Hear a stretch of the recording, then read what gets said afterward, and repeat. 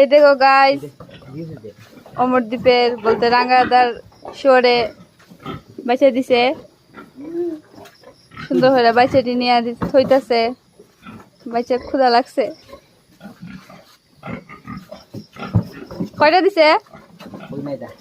ও এটা পার্সোনাল। দেখো কি সুন্দর, খুব সুন্দর না? দেখতে সেরা লাগে। কিছু কি নজর না লাগে।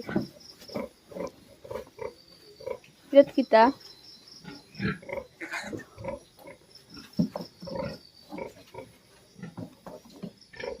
দুটা প্রদীপ।